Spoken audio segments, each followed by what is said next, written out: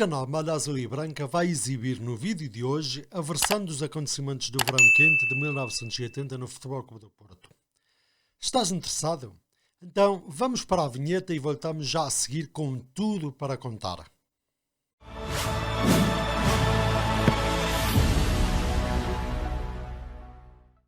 Em 1980 viveu-se um dos grandes momentos conturbados da história do Futebol Clube do Porto.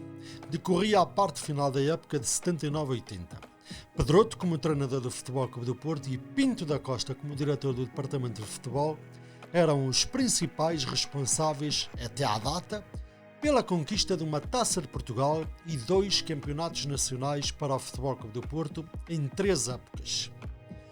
Ao mesmo tempo, começavam a dar sinais claros de luta contra o centralismo e contra os clubes da capital, no ano em que o Futebol Clube do Porto estava na final da Taça de Portugal e lutava à época pelo inédito tricampeonato para o clube. Entretanto, o Benfica e Sporting aliavam-se contra o Futebol Clube do Porto, um clube que deixara de ser um grupo simpático de bons rapazes que, por norma, partia derrotado sempre que atravessava a ponte. Essa aliança revela-se na final da Taça de Portugal dessa época, com o manifesto apoio do Sporting ao Benfica no jogo contra o Futebol Clube do Porto no Jamor. Mas antes disso, o campeonato encontrava-se ao rubro. O Sporting empatava nas Antas e ficava a 1 ponto do Futebol Clube do Porto, com 3 jornadas por cumprir. No confronto direto e em eventual igualdade pontual, os Leões ficariam sempre na liderança. E isso veio a verificar-se na jornada seguinte. O Sporting venceria em casa o Beira-Mar por 2-0 e o Futebol Clube do Porto empatava 0-0 na Póvoa de Varzim, com uma arbitragem miserável do árbitro Veiga Trigo, que não assinalou uma grande penalidade clara e escandalosa sobre Albertino. Na jornada seguinte decorreria a penúltima jornada, onde tudo poderia ser decidido. O Futebol Clube do Porto recebia o Boa Vista e o Sporting deslocava-se a Guimarães. Na véspera, correram os maiores rumores sobre anomalias no jogo da Cidade do Berço.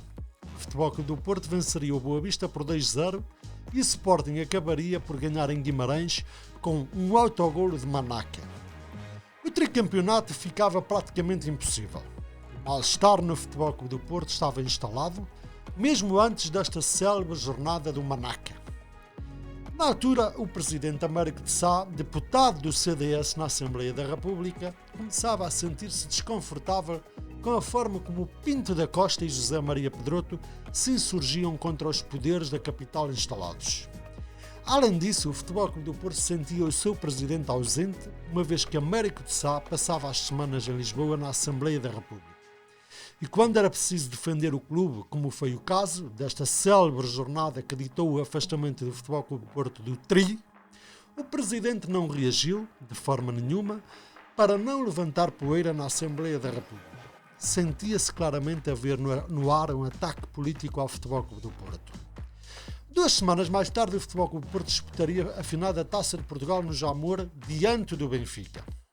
É com este ambiente e com estas condicionantes todas que os portistas se apresentam em Oeiras. O ambiente era o pior que se poderia imaginar. A Santa Aliança aparece em força no estádio. A comitiva do Futebol Clube do Porto entra e sai do complexo do Jamor sem qualquer proteção policial. Roubam todo o equipamento da comitiva sem qualquer intervenção das autoridades. O então presidente do Futebol Clube do Porto, onde se encontrava? O que fez? Como é que reagiu perante isto? Não sabemos. O Benfica acabaria por vencer o Futebol Clube do Porto por 1-0 e a capital estava feliz, mas o melhor ainda estava para vir.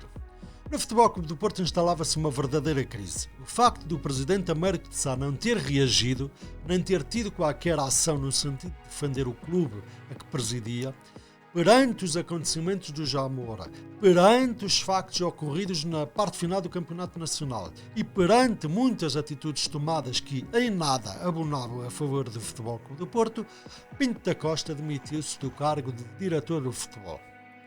Os discursos inflamados de Pinto da Costa e de Pedroto não eram muito bem aceitos por Américo de Sá. A evocação do dragão nos discursos e na alusão à cidade do Porto adormecida, que poderia de um momento para o outro levantar-se em defesa do clube, eram vistos por Américo de Sá como uma hipotética representação de um espírito demasiado guerreiro e uma afronta aos poderes da capital. É no início dessa época que, numa entrevista de Pinto da Costa à RTP e perante ameaças da Federação Portuguesa de Futebol, que o então futuro presidente do clube fala pela primeira vez no Dragão. O que se passou nessa altura? Muito simples. A Seleção Nacional, orientada por Mário Wilson, agendou um jogo particular poucos dias antes da deslocação do Futebol Clube do Porto a Milão, para nisto jogar a segunda mão da primeira eliminatória da Taça dos Campeões Europeus. Na primeira mão, o resultado tinha sido um nulo e o país dava a eliminatória como perdida.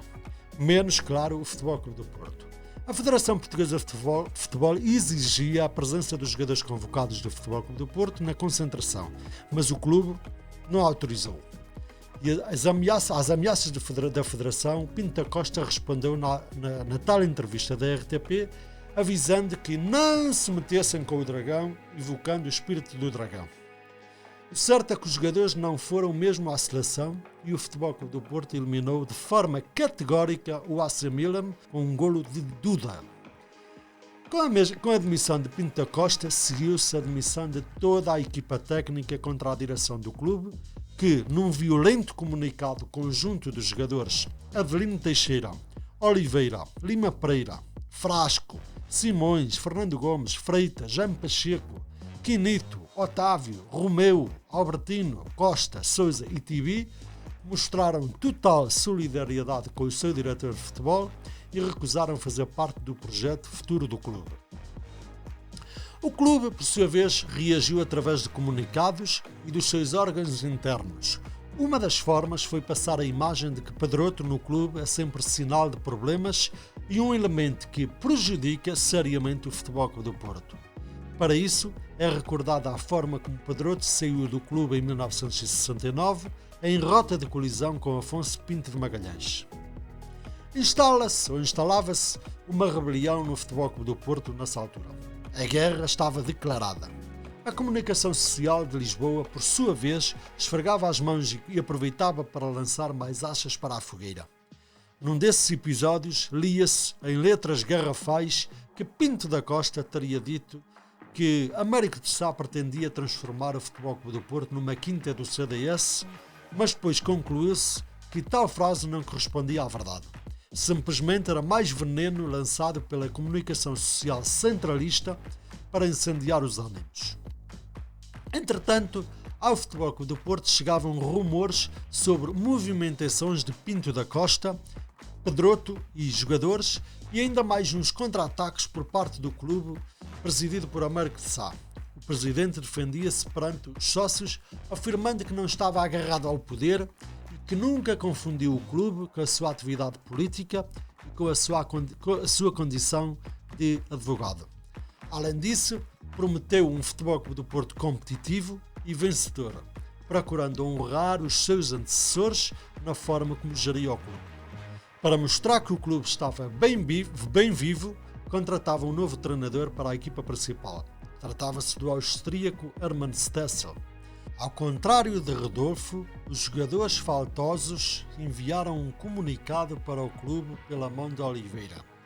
Entretanto, Simões furava a greve e regressava. Dos 15 iniciais, 14 mantiveram-se em greve. O clube reuniu de emergência para tomar decisões sobre a posição do grupo de jogadores de não comparecerem aos trabalhos da nova época. Da reunião, saiu um comunicado com um ultimato aos atletas. Determinava o dia 18 de julho como data limite para os jogadores se apresentarem no clube. Depois de ultrapassado o prazo, o clube, às primeiras horas do dia 19 de julho, comunicava à imprensa que acabavam de ser abertos processos disciplinares aos 14 atletas que não se apresentaram até ao fim do prazo estipulado. Os atletas instalaram-se posteriormente em Santa Cruz do Bispo, onde treinaram e fizeram autogestão. Pelo meio, eram alvos de chantagens, de ameaças e coagidos a regressar. Assim, se mantiveram até ao dia 6 de agosto de 1980. Por fim, o Extremo Costa, como porta-voz do grupo, anunciava o fim da greve e, consequentemente, o fim da revolução do verão quente. Este caso trouxe consequências para o clube. Oliveira não regressou e assinou pelo Penafiel, ingressando posteriormente no Sporting. Otávio regressou ao Vitória de Setúbal e Gomes saiu para a Espanha para o Sporting de Gijón. Pinto da Costa afastou-se da vida ativa do clube e José Maria Pedroto viajou para Guimarães para treinar o Vitória local. Com Herman Stessel, em 2 anos, o Futebol Clube do Porto venceu apenas uma supertaça frente ao Benfica. O clube regressava a um novo jejum de títulos pós-Pedroto. Mas 2 anos depois, em abril de 1982, Pinto da Costa regressava como presidente do clube e fazia regressar o mestre no verão do mesmo ano.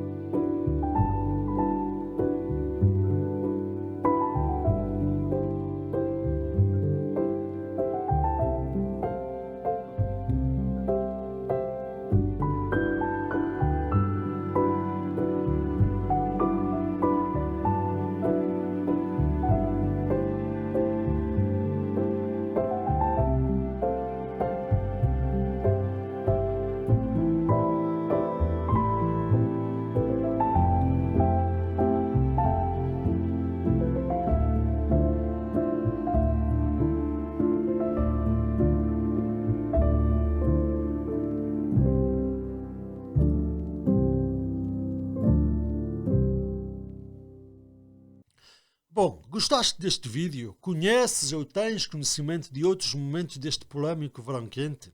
Então, podes deixar aqui em baixo o teu comentário e contar tudo o que sabes sobre este imbróglio. Eu vou regressar na próxima semana com mais conteúdos neste canal. Um abraço e até lá!